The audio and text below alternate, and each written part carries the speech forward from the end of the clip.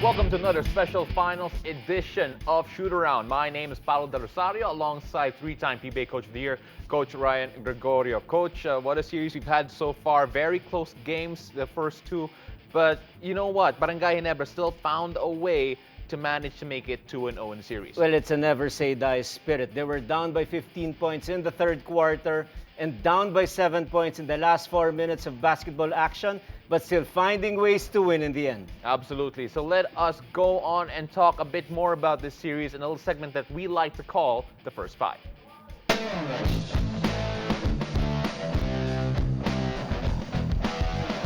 Well, it was never say die for Barangay Ginebra in Game 2. They came down from 15 points in that third quarter, went on a 13-1 run late in the fourth, and turned a 7-point deficit into a 5-point lead. Coach, what a performance here from Barangay Ginebra, and for TNT, late game problems once again.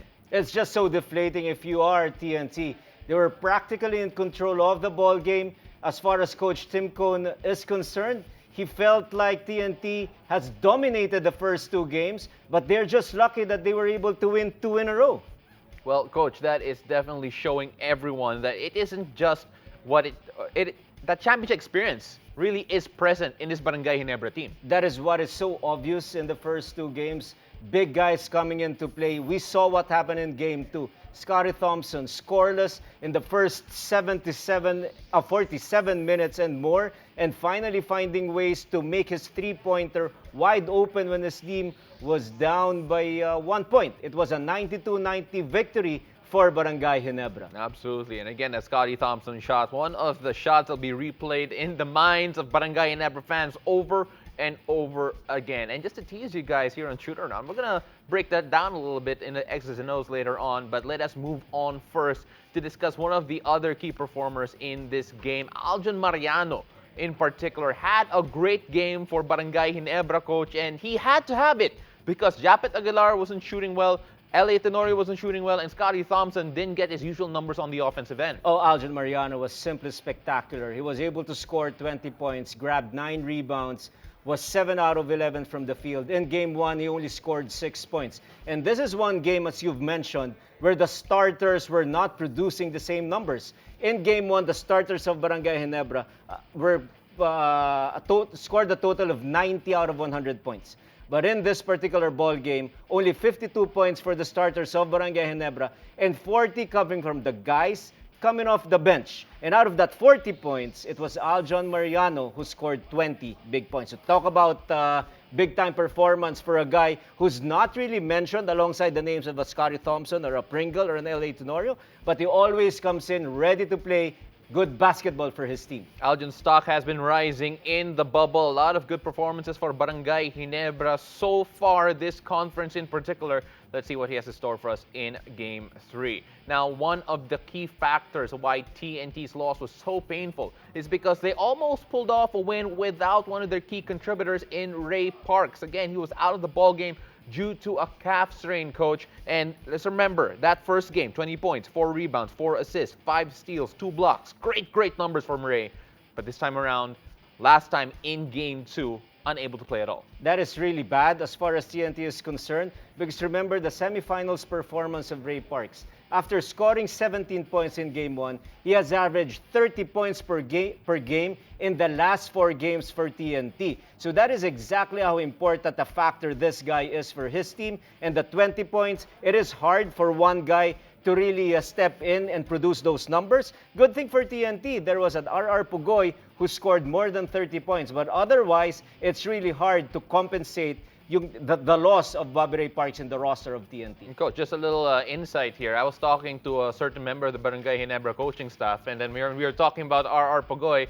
He was just like, grab si R.R., no? That's just how good R.R. Pugoy was in that last game. Tough to stop. Let's see what he has for us in the upcoming matchup. But now, from the PBA bubble, let's go out of it a bit and discuss something about the PBA family. Again, if you're on social media and are very active in all of the message boards regarding the PBA, then you know something about Ronald Pascual. Ronald Pascual recently has had troubles around in his life, personal problems. And it was Calvin Abueva and Ian Sangalang, actually, members of that famed Pinatubo trio back in their college days that came together and showed support. Of course, Calvin and Ronald Pascual have that history, and according to Calvin, he says that he believes that maybe Ronald Pascual still has something to give in terms of basketball. Again, only at 32 years old, and people would say it's 32 years young, coach. What he needs to do really is get back on the right track. And the inspiration brought about by his two friends. You've talked about Calvin Abueva and, of course, Ian Sangalang. The other members of the Pinatubo trio will also be helpful for him as far as motivation is concerned. But at the end of the day, it will still be answered by Ronald Pascual himself. What does he want in his life? He has what you call the support group already. It's time to get back to playing basketball. There is still enough time for him to again be relevant in the basketball scene in our country. You know, whether or not that's in the PBA or any other league, we hope the best for Ronald Pascual. Again, the quote from Calvin Abueva is, nakita namin sa kanya na gusto niyang bumalik sa paglalaro. 32 years old, pwede pa. Kahit ilang years, pwede pa. And of course, Calvin, very supportive of Ronald. We love to see it, and we hope only for better things for Ronald Pascual moving forward. Now, talking about moving forward, let's talk about the future of Philippine basketball, particularly Gilas basketball. Ange Kouame, one of the prospects for naturalization for Gilas Pilipinas. The bill that is pushing him to be a naturalized Philippine citizen is now passed at the committee level unanimously.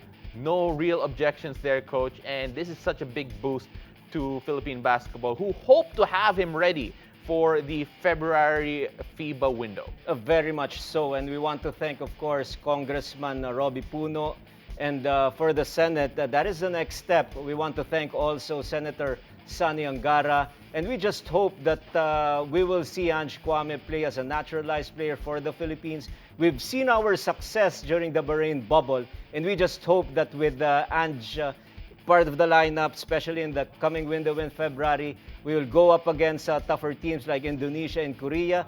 Who knows, maybe he can suit up and things will be a lot easier for Gilas Pilipinas. Absolutely. Now, for those wondering what's the next step for Ange Kouame, well, after the committee level, it will now move on to the plenary, and the scheduling will be discussed before that to see whether or not we can have him before the February FIBA window. Now, here's a quote coming from SPP President Mr. Al Panlilio. He says that we are hoping with Ange here, I think it is an investment for the national team program of the SPP, and with Ange to be with us maybe for the next 10 to 15 years. So, coach, the long view is in mind with Ange coming in as a naturalized player. It's for the long haul. The runway is very long for Ange Kouame. He is just 22 years old, and you know when you're 6'10", 6'11", or 7 feet, those playing years will be extended. And that is what we're hoping. The contribution of Ange Kouame in Philippine basketball is simply enormous. So the next level of basketball, of course,